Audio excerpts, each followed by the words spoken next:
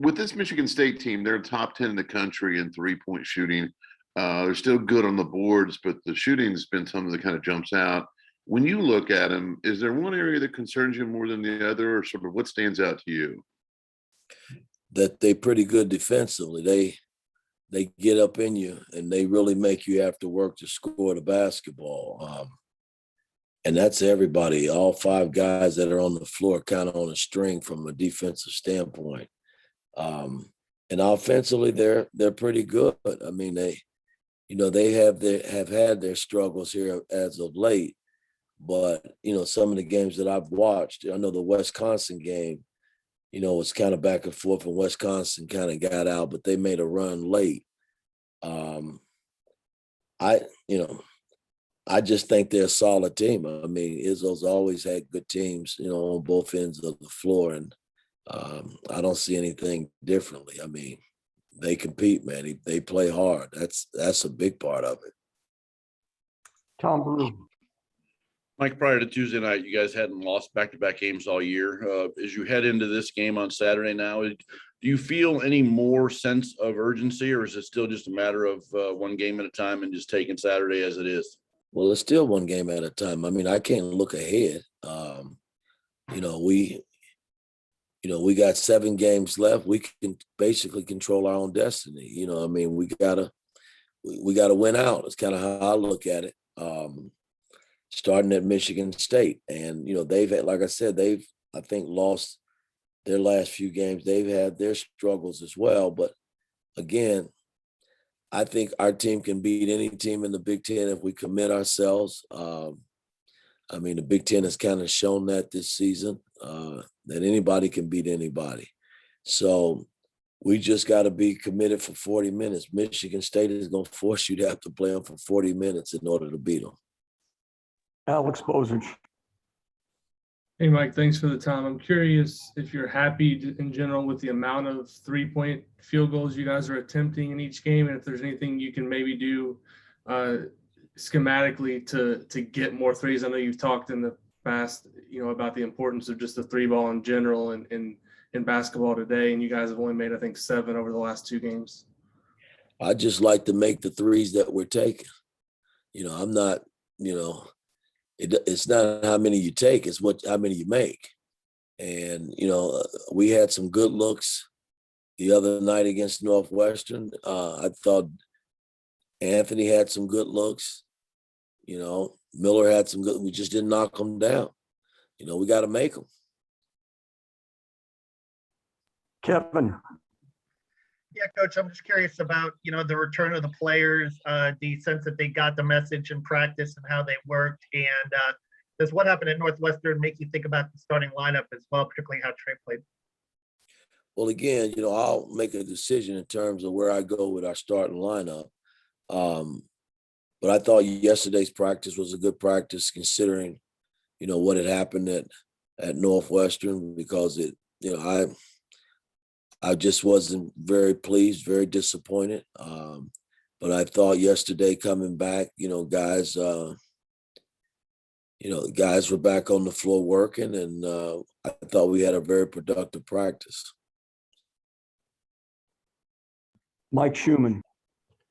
Yeah, hey, Coach, generally speaking, how do you go about assigning game planning duties amongst your assistant coaches? Is it just a rotation? Is there strategy? And specifically for this one, is it Dane Fife? And what do you think he brings to the scout for Michigan State? Well, we in the past, even when I was in the NBA with all my coaches that worked around me, we would break the season down, and we haven't, we've done the same thing here. Dane and Ya and Kenyon both, they split games, and, for 30 games, each one of them will have 10 games apiece.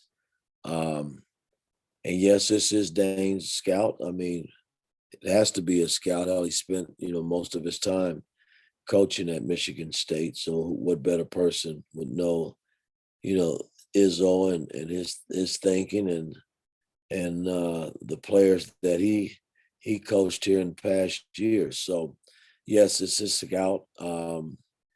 and we will rely on, some of the things that he tells us. But again, we all watch film and come to a conclusion on how we want to play on both ends of the floor. And we're still trying to work on finishing the game plan as we speak.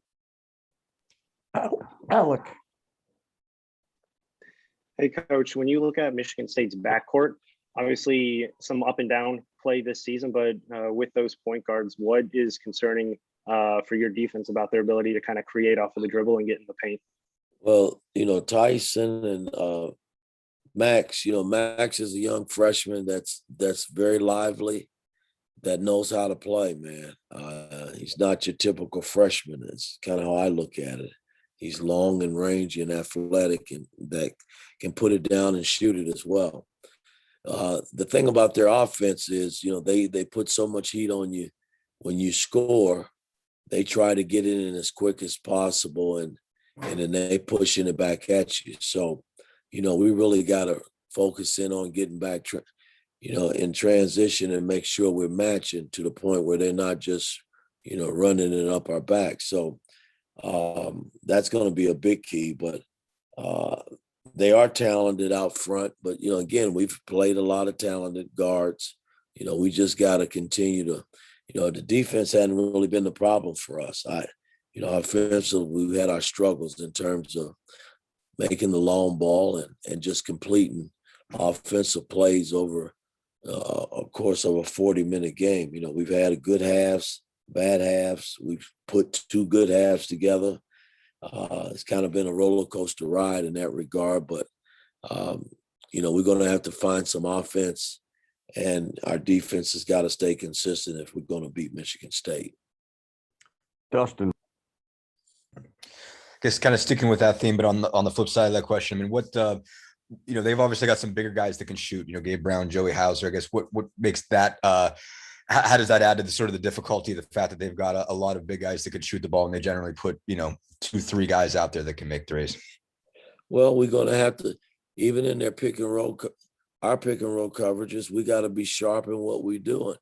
When that ball's thrown back, we got to make sure that we're getting back to shooters.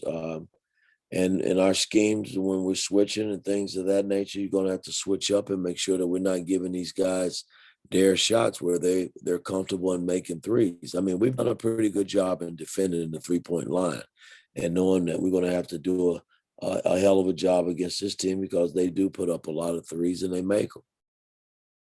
Last question, Jeff. Hey, Coach. Yeah, I just wanted to follow up. You mentioned starting lineup. With the way Trey Galloway played at Northwestern, is he pushing for a chance to start maybe moving forward? And what do you think of his play so far this season?